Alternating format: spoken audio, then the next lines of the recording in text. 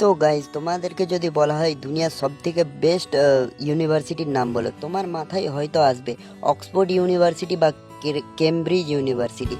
কিন্তু এইটা 1500 বছর আগে একদমই আলাদা ছিল।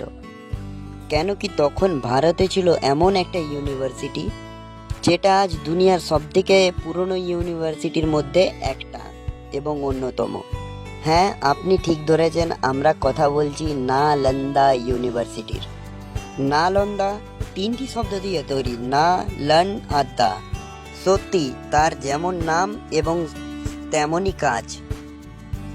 এই ইউনিভার্সিটি ছিল বিশ্বের সবথেকে একটা জ্ঞানের ভান্ডারের মধ্যে একটা। মজার কথা তো হলো এই বিশ্ববিদ্যালয় শুধু ধার্মিক নয়, লিটারেচার, থিওলজি, লজিক, মেডিসিনস এবং ফিলোসফি এর মতন আরও অন্যান্য সাবজেক্ট পড়ানো হতো। প্রত্যেকটি বিষয়ে ভালো জ্ঞান দেবার জন্য বানানো হয়েছিল 9 তলা বিশিষ্ট একটা বড় লাইব্রেরি। জ্ঞানের ভান্ডার পূর্ণ করার জন্য 1-2 লক্ষ বই নয়, পুরো 90 লক্ষ বই এবং ম্যানুস্ক্রিপ্ট ছিল এই লাইব্রেরিতে। এই ইউনিভার্সিটি আগামী 700 সাল পর্যন্ত নিজের জ্ঞান সবাইকে, বিশ্বকে বিলিয়ে গেছে এবং সময়ে একেও আঘাত এনেছে বাইরের কিছু বর্গী এবং জঙ্গিরা। হয়তো নালন্দা বিশ্ববিদ্যালয় নিজেও জানতো না এটাই তার শেষ।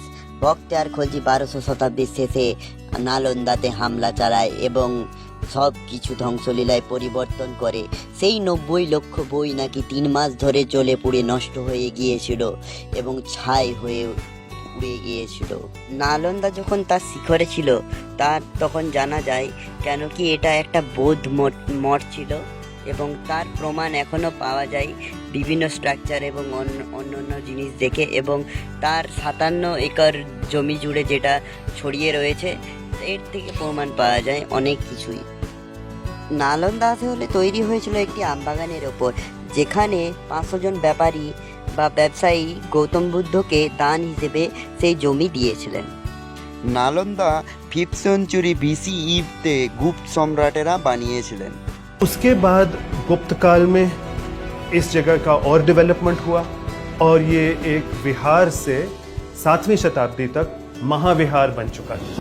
বিভিন্ন সময়ে বিখ্যাত কিছু শিক্ষক এখান থেকে পড়িয়েছেন, যেমন নাগা অর্জুনা এবং বুদ্ধা পালিতা, শান্তরক্ষিতা এবং আর্যাদেব।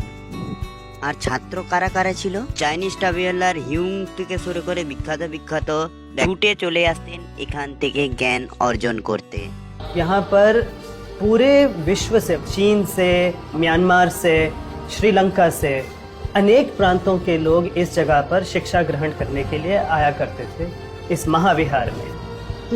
নালন্দাও ভেবেছিল এভাবেই হয়তো শেষ হয়ে যাবে নালন্দা বিশ্ববিদ্যালয়, কিন্তু আবারও আর একবার নালন্দা বিশ্ববিদ্যালয় আব্দুল কালামের প্রচেষ্টায় নিজেকে ইন্টারন্যাশনালভাবে মডার্ন ইউনিভার্সিটির রূপে ঘুরে দাঁড়িয়েছে। নালন্দার মতন বিশ্ববিদ্যালয় থেকে প্রমাণ পাওয়া যায় অতীতেও ভারতের শিক্ষা যোগ্যতা কতটা এগিয়েছিল এবং ভারতীয় শিক্ষা কতটা বিশ্বের জন্য দরকার, সেটা বারবার প্রমাণ হয়েছে আমাদের এই দেশ থেকে। It's happens only India.